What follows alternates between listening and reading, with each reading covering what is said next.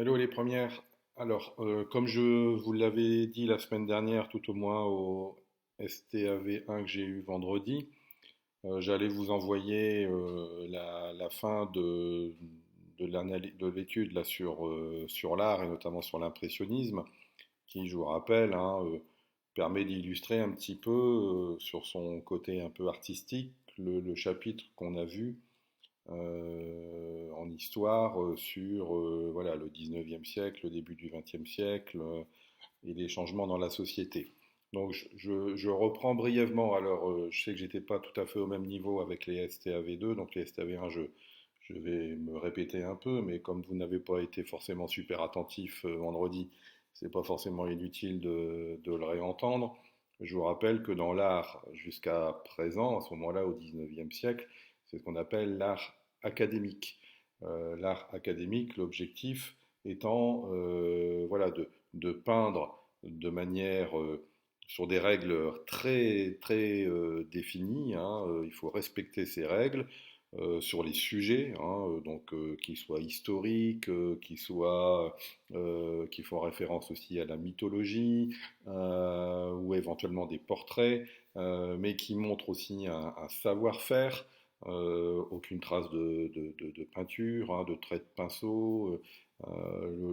L'objectif est de montrer voilà, une maîtrise technique, ce qui génère finalement un art très codifié, même sur les formats des tableaux, le sens des tableaux. Donc finalement, les sujets sont peu variés, la façon de les représenter est à peu près toujours la même chose. Alors ces peintres savent très bien peindre, mais on va dire que ça devient assez vite ennuyeux, puisqu'on a l'impression de voir un peu toujours les mêmes choses, ce qu'on avait vu notamment avec les portraits. Je vous rappelle que tous ces tableaux doivent être aussi imaginés, parce qu'ils sont réalisés en atelier, puisque ces fresques, enfin ces tableaux sont généralement d'assez grande taille, et puis la peinture, à ce moment-là, il fallait la fabriquer. Sa durée de vie était très courte, ça séchait très vite, donc on était obligé de le faire en atelier. Alors, on a vu, ça tout le monde l'a vu, et on voit ici petit à petit, il y a une brèche qui s'installe. Il y a des peintres qui trouvent ennuyeux de faire toujours la même chose. Et petit à petit, il y a des peintres qui viennent d'un milieu social peut-être un peu différent, qui viennent d'un milieu plus populaire, alors que les peintres à l'époque, c'est plutôt la bourgeoisie et l'aristocratie, et c'est acheter ces tableaux qui sont exposés dans les salons par l'Académie, sont achetés aussi par des nobles et des bourgeois. Petit à petit, on a des peintres qui viennent d'un milieu plus populaire, moins riches, qui contestent aussi un peu le régime politique de l'Empire imposé par Napoléon, qui sont plus favorables aux idées de la démocratie, et qui donc décident de prendre un petit peu de liberté sur les codes de l'académisme. Alors, c'est pas une révolution, mais on décide de peindre des sujets qui sont plus conformes avec leur vécu, leur centre d'intérêt, et notamment on commence à voir quelques scènes de campagne, je reviens pas dessus, on en a parlé, mais qui sont toujours faits en atelier, qui sont toujours imaginés, mais les sujets commencent à évoluer, même s'ils n'intéressent bien évidemment pas la bourgeoisie et l'aristocratie urbaine. Donc on avait aussi cet exemple-là qui montrait aussi bah, voilà, une maîtrise de la peinture, de la technique de peinture, mais sur des sujets un peu décalés et qui n'intéressent pas, je dis, l'élite sociale. Celui qui va commencer vraiment à bousculer les codes, c'est Gustave Courbet, avec cette œuvre ici, avec qui va marquer les esprits. D'abord parce que le portrait pour la première fois, il est pas, il est en format paysage, et ça c'est tout nouveau. Et puis ce regard, on commence à voir petit à petit une peinture qui cherche à faire passer un sentiment, une réaction, et pas simplement une simple admiration d'une maîtrise technique. Là, on est interpellé par ce regard complètement éberlué, là, qui voilà, nous nous interpelle. Je ne vais pas revenir dessus, j'en ai déjà parlé en cours pour les deux classes. Je vous donnerai de toute façon le cours ensuite pour que vous puissiez compléter votre poly, donc je le mettrai en pièce jointe dans le mail que je vais vous envoyer. Et donc, voilà, hein, ce que je vous disais, l'art devient finalement un moyen de contester un petit peu les règles et l'ordre établi. L'art devient un peu politique, du coup, hein, il permet de faire passer des idées. Avec donc ces premiers peintres qui vont donner naissance à l'impressionnisme, hein, qui disent, voilà, moi je peins ce que je vois et j'ai pas pour objectif de peindre ce que les autres ont envie de voir, hein. Et donc vous avez un premier tableau qui va véritablement choquer, hein, et qui va être l'œuvre en fait de la rupture, hein, entre ceux qui peignent de manière académique et ceux qui vont peindre d'une manière nouvelle. Ce tableau, il avait pour volonté de choquer. Alors ça va aller au-delà des espérances de Manet, hein, qui va être un petit peu un peintre maudit à l'époque, hein, parce que la critique va vraiment se déchaîner contre ce peintre dont on estime qu'il ne sait pas peindre du tout. Alors il sait très bien peindre Manet, hein, il sait très bien faire de l'académisme, mais là il voulait voilà, susciter la réaction. Alors c'est là où on voit l'ambiguïté, hein, de l'art, c'est-à-dire que on voit ici dans une forêt ou une clairière, hein, près d'un lac, voilà, un sujet qui peut être interprété de manière malsaine, hein. On a deux hommes habillés, on a deux femmes, une presque dévêtue et une complètement nue. Et donc, du coup, ça jette une espèce de doute sur ce qui se passe dans cette clairière, surtout que la dame au premier plan, ici, a l'air complètement désintéressée de la conversation, mais a l'air un peu, vous voyez, comme tout à l'heure l'autoportrait, hein, éberlué. Là, la personne, la femme nue, nous regarde. Hein, regarde les gens qui regardent le tableau. Enfin, c'est l'impression que ça donne, tout au moins. Et qui est presque compris, hein, tout au moins interprété par ceux qui la regardent à l'époque comme étant une invitation à venir, hein. Venez nous rejoindre. Et ça, bah voilà, c'est considéré comme étant particulièrement vulgaire. En plus, cette femme, elle n'est pas, si vous vous souvenez de la première, la première peinture, pardon, que je vous avais montré, qui était la naissance de Vénus, hein. Cette femme vraiment absolument parfaite, là, dans une posture pas possible. Là, voilà, on sent qu'elle est moins belle, cette femme, euh, qu'elle a voilà, quelques rondeurs. Alors, la Vénus était ronde aussi un petit peu, mais c'était assez gracieux, tandis que là, voilà, on la montre dans quelque chose qui semble être plus réel. Elle est très blanche par rapport au reste du décor, donc elle ressort, hein. Et puis il y a ce deuxième problème, hein, qui est cette femme qui est derrière, qui devrait du coup être donc beaucoup plus petite puisqu'elle est plus loin. Il y a des règles de base, hein, plus on est loin, plus finalement on apparaît petit. Et là, elle apparaît quasiment aussi grande que les personnages au premier plan. Et donc voilà, on est vraiment choqué à la fois par le sujet et puis à la manière dont c'est représenté, une manière qui défie un petit peu toute la logique de la réalité. On ne peut pas avoir cette taille-là pour une femme qui est beaucoup plus loin. Donc les couleurs sont assez aussi criardes, il n'y a pas trop de subtilité, hein. On a du vert vert, là-bas il y a un peu plus de lumière, donc ça tourne au marron. Cette femme qui est très blanche, donc elle est dans un décor qui est relativement sombre. Et donc les gens considèrent que c'est vraiment de l'exhibition, hein, et que du coup c'est très choquant. Donc ça, c'est une œuvre qui apparaît comme étant véritablement obscène, hein, et du coup, voilà, ce tableau est rapidement écarté parce que voilà, on ne veut pas voir ce genre de choses. Pour autant, vous voyez, on a une femme nue dans la forêt et bah, il y a d'autres peintures, hein, de l'époque qui montrent des femmes nues dans la forêt. Et là, bah, on peut aussi se poser la question de ce que fait cette femme nue assise avec une espèce de nappe sur la jambe, en train de caresser un chien de chasse. Bon, voilà. Mais à cette époque-là, voilà, là, on montre un savoir-faire. Alors cette femme, elle est blanche aussi, mais bon, elle n'est pas à l'air rachitique non plus, mais il y a pas, on voit pas de plis, on voit pas de rondeur excessive. Donc voilà, ça correspond, hein, on voit le tissu brodé, etc. Ça correspond voilà, au canon de l'époque, ça ne choque pas. Par contre, ça c'est considéré comme étant terriblement vulgaire. Donc voilà, autre tableau aussi qui vous voyez, je l'ai fait exprès, hein, j'ai mis côte à côte deux tableaux, un qui est considéré comme un des sommets de la peinture, et puis un qui est considéré comme justement un des sommets de la vulgarité. On voit bien ici, hein, donc c'est toujours Manet, hein, c'est lui-même qui a peint cette scène dans la campagne, dans la forêt. Voilà, c'est clairement inspiré d'une œuvre du XVIe siècle, hein, donc de cette femme allongée dans un lit. On a à peu près la même chose, dans quasiment la même posture, hein.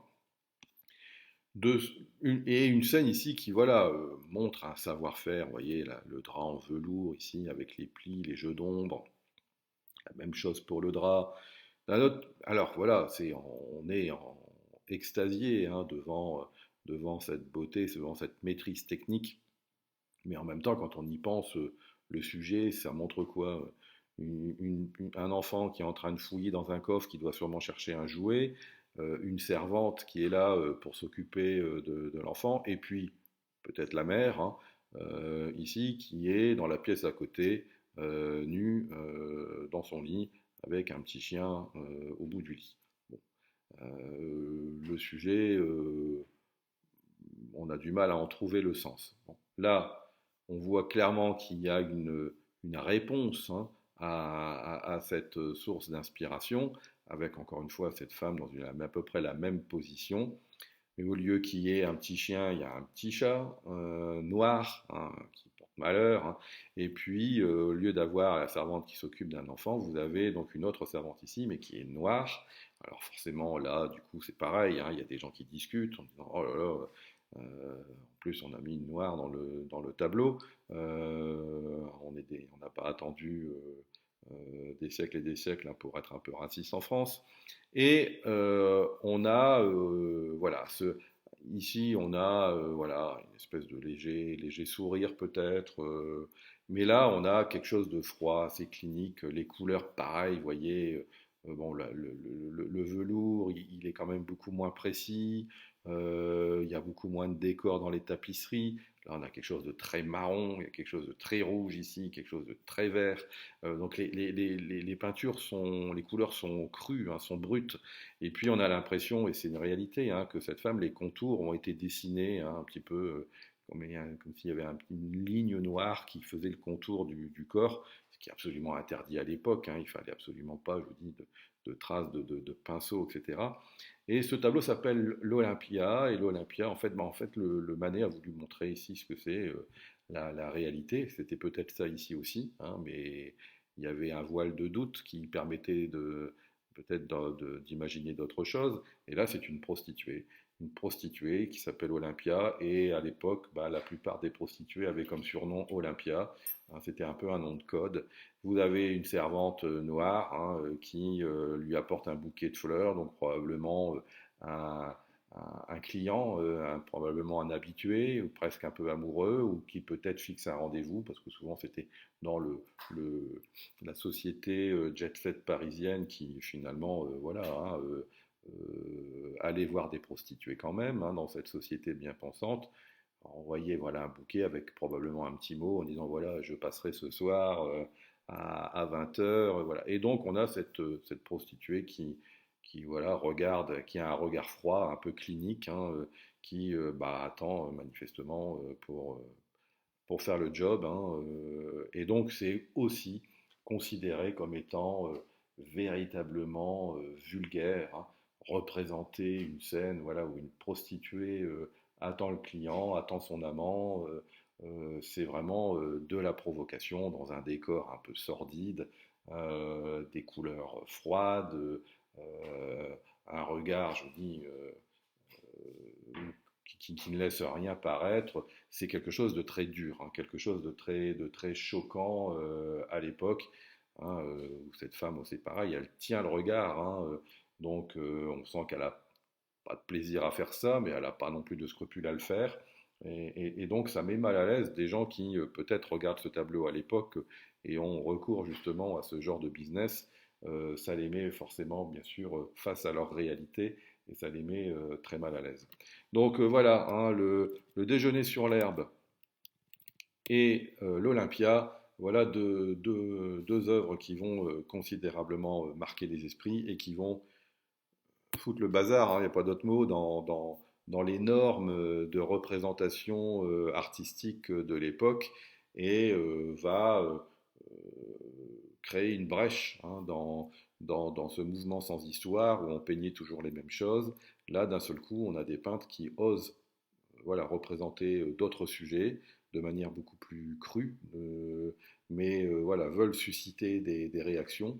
Et pour le moins qu'on puisse dire, c'est qu'ils y arrivent. Donc, ils sont exclus bien évidemment hein, de toute forme de salon académique, qu'à cela ne tienne, hein, ils vont créer du coup leur propre salon, le salon des refusés, qui au départ vient bien sûr être ignoré, méprisé, mais forcément le goût de l'interdit interpelle et vous avez de plus en plus de gens qui vont aller dans ces salons voir finalement des peintures qu'on n'avait jamais vues auparavant. Sans compter que ce mouvement va euh, comment dire, suivre un petit peu le mouvement de l'époque, hein, et notamment de la révolution industrielle, puisque, et je crois que je l'avais dit au premier STAV1, la révolution industrielle, c'est une révolution technologique hein, qui va forcément avoir un impact sur l'art.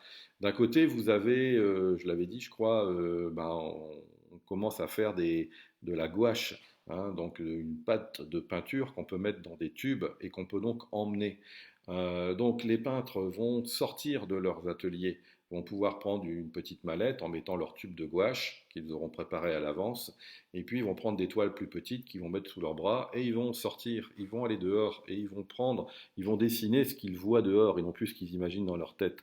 Et ça va voilà, ouvrir de nouvelles perspectives, sachant qu'en plus, il ne faut pas perdre de vue que la fin du 19e siècle, le début du 20e siècle, c'est aussi dans les évolutions technologiques, c'est quelque chose de révolutionnaire aussi qui arrive, c'est la photo. La photographie, alors même si elle est au début en noir et blanc, elle va prendre de manière quasiment instantanée une réalité que la peinture ne peut pas surpasser. Donc nos académistes là, qui avaient pour le but hein, de représenter la perfection, hein, ben finalement va se retrouver un peu en décalage avec la photo qui va prendre des réalités.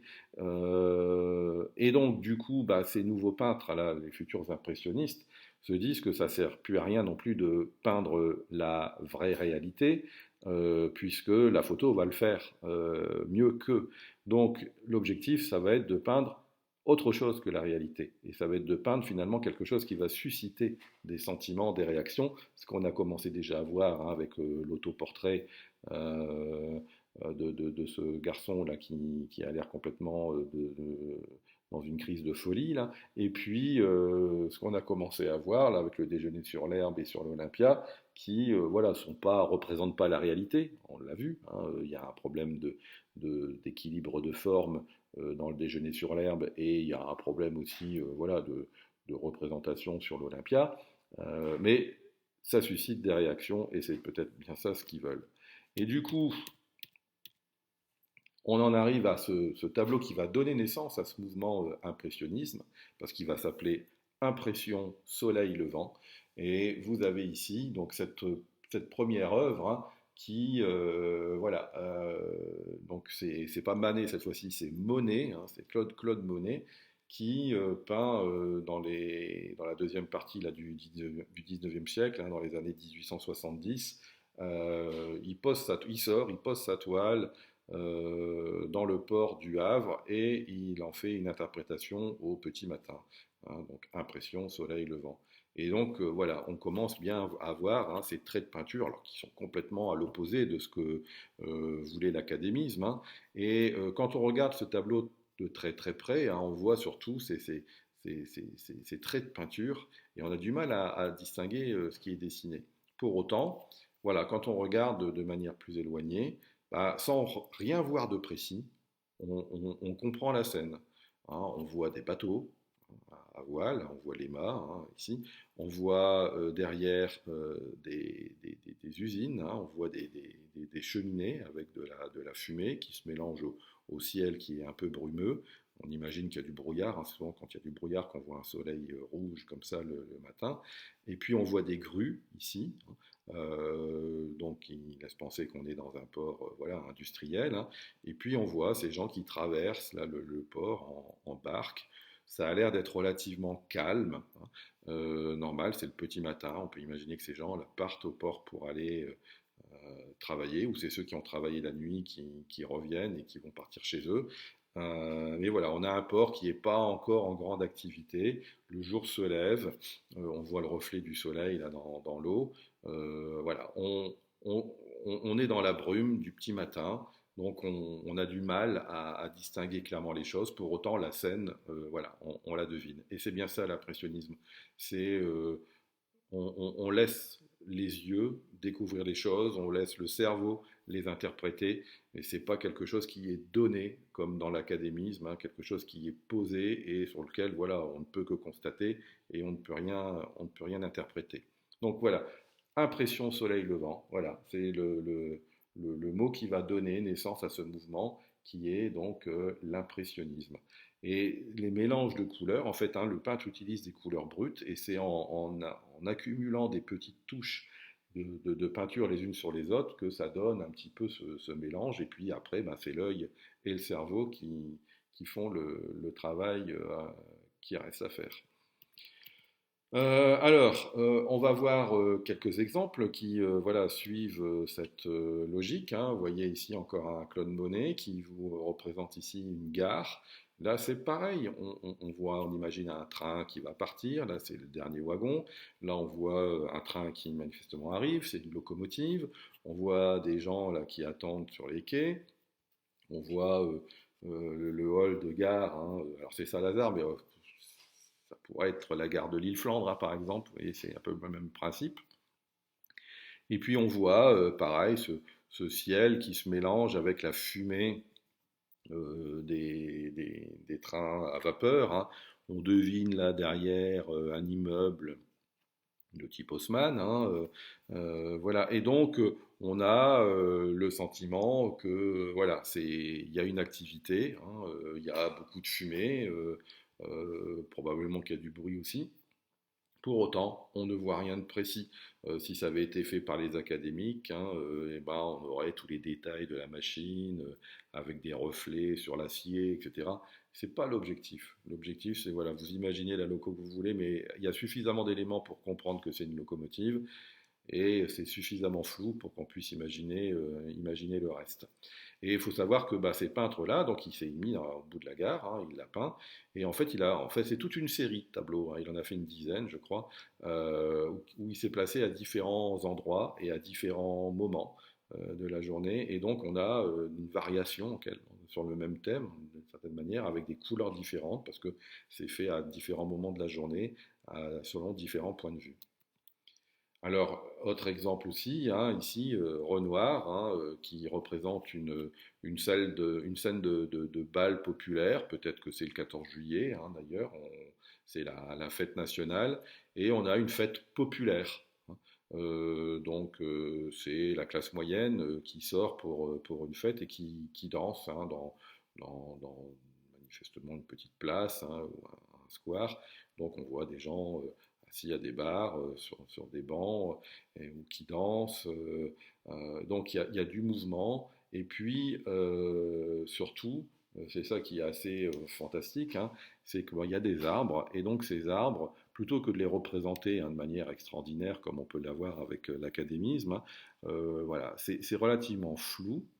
Et on voit, ce qu'a voulu plutôt montrer Renoir, c'est le passage de la lumière entre les branches des arbres, entre les feuilles des arbres, ce qui fait qu'on voit des petites taches de lumière, hein, où en fait la lumière du soleil pénètre à travers le feuillage des arbres et finalement donne des éclats de lumière très différents sur les vêtements.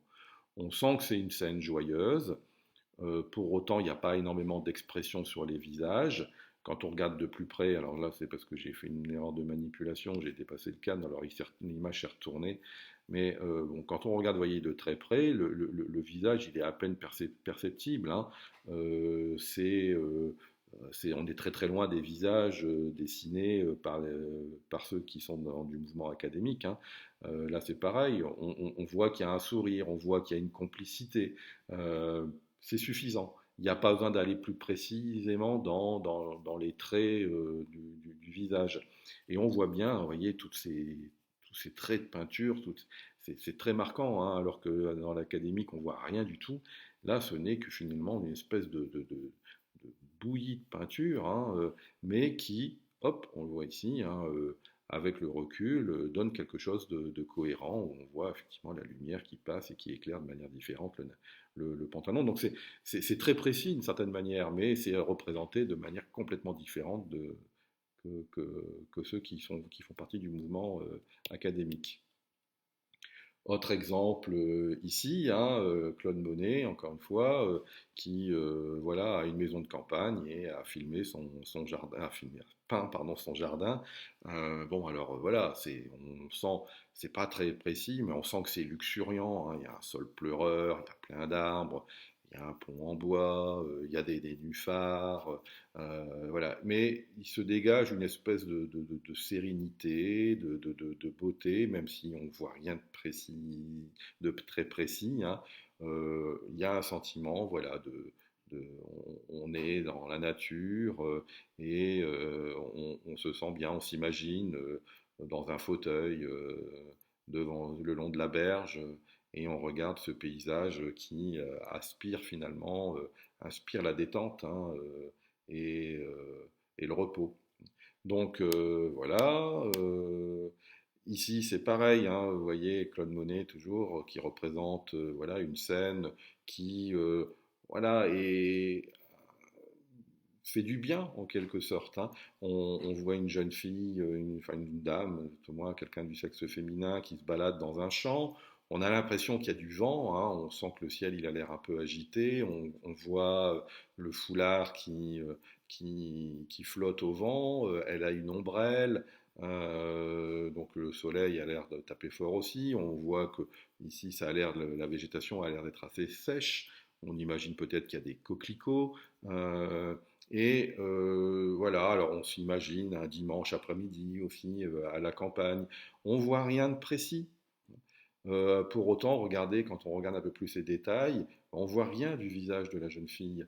Vous voyez, même la main, elle est complètement stylisée. Souvenez-vous, les premières œuvres que je vous ai montrées, on voyait bientôt les rides sur la peau, les veines sous la peau, les muscles. Là, on voit rien. Et pour autant, alors, je ne sais pas, hein, vous ne penserez peut-être pas la même chose, mais on imagine cette jeune fille ou cette femme jolie. On la voit pas, mais du coup, ça amène un peu un côté mystérieux à cette femme. Donc avec on voit ses cheveux où elle a l'air un peu décoiffée par le vent, le foulard qui lui passe un peu devant le visage. Donc elle est un petit peu mystérieuse, mais on se plaît à croire qu'elle pourrait être jolie. Et donc voilà, c'est des tableaux où du coup, voilà, ça suscite des sentiments qu'on peut pas traduire par une réalité, hein. On n'est pas, je vous dis, dans l'académique qui nous impose une réalité et qui ne nous fait rien imaginer. Là, voilà, notre imaginaire fonctionne un peu et on se dit, bah tiens, cette jeune fille qui se balade dans les champs, elle a l'air jolie, donc ça suscite un sentiment. On dit, voilà, c'est un bon moment, c'est des gens qui se baladent dans la campagne, il fait beau, c'est un moment calme, un moment agréable. Mais on ne peint pas que des choses agréables, hein. Les impressionnistes veulent montrer aussi la dureté de la société, hein. Et là, bah, vous voyez Paul Cézanne qui montre des joueurs de cartes et qui montre aussi, encore une fois, cette catégorie sociale populaire de gens qui, voilà, vous voyez, jouent. Les couleurs sont assez étonnantes, hein. Elles sont sombres, elles sont assez rustres. Ça donne on a l'impression qu'on est dans le fond d'un café où il fait relativement noir. Et ces deux personnes jouent aux cartes de manière un peu presque mécanique, hein. Je ne sais pas s'ils sont tristes ou s'ils sont fatigués, probablement les deux. On peut imaginer que c'est la fin d'une journée de travail où ils vont, avant de rentrer chez eux, ils vont au café, hein. On a une bouteille de vin qui est là, et puis voilà, ils fument une pipe, lui, et voilà, ils jouent aux cartes, mais voilà, sans. On peut dire qu'ils sont probablement déshumanisés, harassés, hein, par leur vie, par leur façon, par leur quotidien. Et voilà, c'est un moment d'évasion pour eux, tout en étant un moment pas forcément manifestement joyeux. Voilà, ils passent le temps. C'est un moment apparemment un moment une soupape, hein, de décompression entre le moment où ils quittent le travail, le moment où ils vont rentrer chez eux, où on peut imaginer que la vie chez eux ne doit pas être forcément géniale. Voilà, donc vous voyez, on peut imaginer plein de choses. Et voilà, donc ce tableau qui, dans un premier temps, on peut se dire, ouais, bon, il n'y a pas de décor quasiment. Vous voyez, la nappe, souvenez-vous, dans l'art académique, hein, on aurait vu toutes les broderies, les décorations, etc. Là, on a une espèce de toile cirée qui a l'air usée sur une table un peu boiteuse, là. Donc voilà, il n'y a rien qui véritablement attire le regard en disant ah ouais, super, c'est pas la jeune fille à l'ombrelle. Mais pour autant, voilà, les impressionnistes cherchent aussi à susciter des réactions, même des fois si ces réactions peuvent être négatives, hein. Alors, autre exemple, hein, voilà, Edgar Degas qui a appelé cette œuvre l'absinthe et qui veut montrer justement, c'est encore une fois, c'est une dénonciation sociale, hein. On voit cette femme qui a son verre d'absinthe devant elle, un couple ici qui est bah voilà, alors, enfin, il faut dire ce qui est, hein. Le peintre, il veut représenter ici un couple d'alcooliques, hein, donc d'une catégorie voilà, sociale modeste, hein. Alors, c'est pas, ils sont pas à la rue, mais c'est des gens qui manifestement sont pas riches non plus. Et on voit deux personnes, pareil, un peu détruites, hein, la même chose que les joueurs de cartes, hein, c'est la fin de journée probablement. Ils sont au café, ils picolent. Lui, il a l'air complètement ravagé par l'alcool. Elle, manifestement, elle n'a pas l'alcool jovial. Et ce qui est, vous voyez, ce qui est vraiment intéressant aussi, donc il n'y a pas beaucoup de décors non plus, mais regardez un peu le point de vue. On a l'impression euh, que nous, on ne regarde pas le tableau, mais nous, on est à une table à côté. Et on est assis nous-mêmes dans le bar, dans le café, et on regarde la détresse de ces gens qui finalement boivent sans même presque s'en rendre compte. Manifestement, c'est devenu une- une- un acte auquel ils font même plus attention. C'est pas un acte festif, c'est pas voilà, ils sont alcooliques, quoi.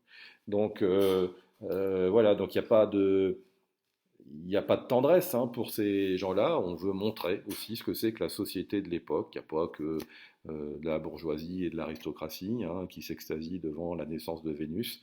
Dans la vie de tous les jours, il y a des gens comme ça qui ont du mal à vivre, qui ont du mal à accepter leur vie et qui passent leur détresse soit en jouant aux cartes, soit donc en picolant. Voilà, alors, bon, on pourrait multiplier les œuvres, hein, mais j'espère vous avoir fait comprendre un petit peu cette révolution, hein. C'est-à-dire qu'on est passé, vous voyez, à des œuvres fictives super bien dessinées, à des œuvres voilà, qui montrent la société dans laquelle on vit, des gares, des champs, des bistrots, des bals populaires. Donc les sujets ont vraiment changé et la façon de la représenter aussi. Alors ça ne veut pas du tout dire, hein, que ces gens savent pas dessiner, hein. ils savent très bien dessiner, hein, ils sont capables de faire de l'académique, mais encore une fois, ça ne les intéresse plus. Ça a déjà été fait. C'est ça aussi l'enjeu de l'art, hein.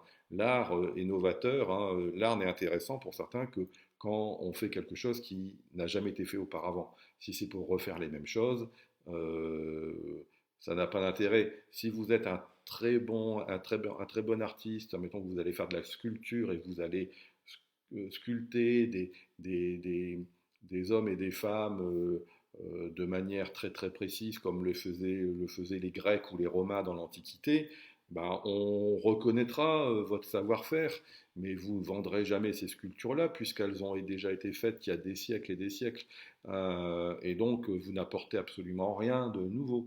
Donc, l'art, c'est ça aussi, c'est être capable d'apporter des choses nouvelles. Et puis l'art, bah, c'est aussi un reflet de l'époque dans laquelle on se trouve.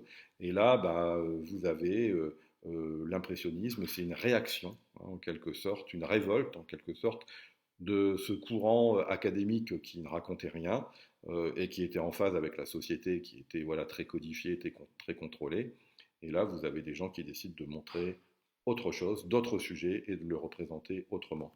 Alors, beaucoup sont morts dans l'ignorance et dans la pauvreté, dans la misère, hein.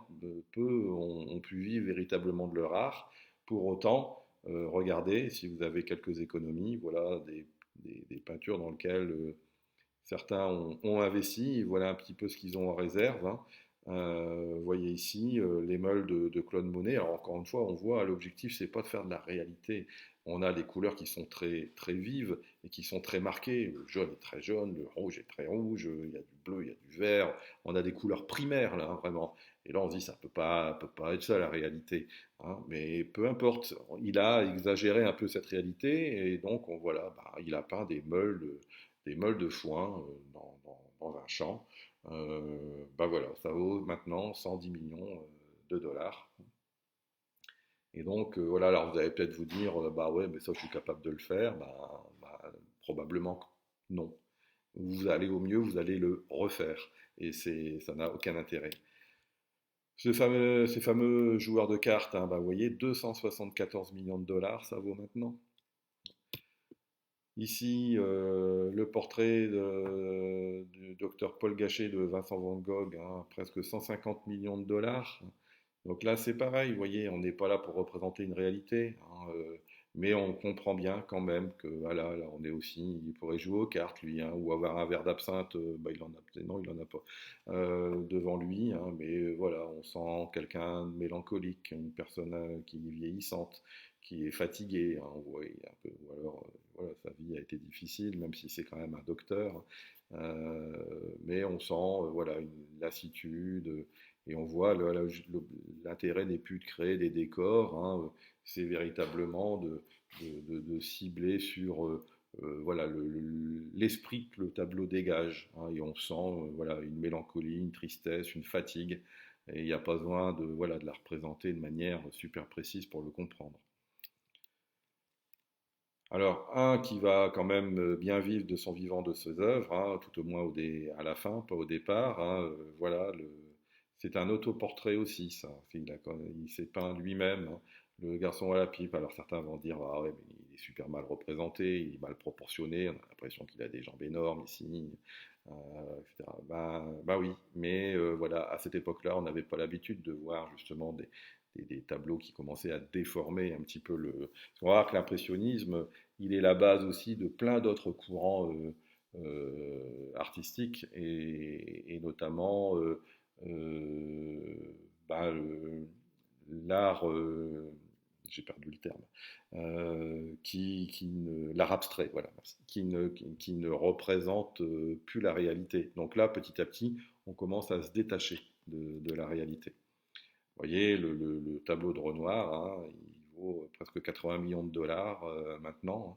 Donc voilà, on est sur des tableaux qui voilà, ont énormément de valeur et dont voilà, la valeur à la fois picturale, la valeur aussi d'un témoignage de la société de l'époque sont véritablement majeures. Donc voilà ce qu'on pouvait dire sur cette représentation, enfin sur cette petit aparté artistique par rapport à notre chapitre. Donc, quand on se reverra la semaine prochaine, a priori, on démarrera le chapitre d'histoire sur la Première Guerre mondiale. Voilà. Et puis, je vais vous demander, vous allez avoir un petit travail à faire en EEC. Je vous en reparle très très vite pour un dernier travail pour finir l'année. Je reviens vers vous très vite à ce sujet. Voilà, je vous souhaite une bonne semaine et je vous dis à la semaine prochaine.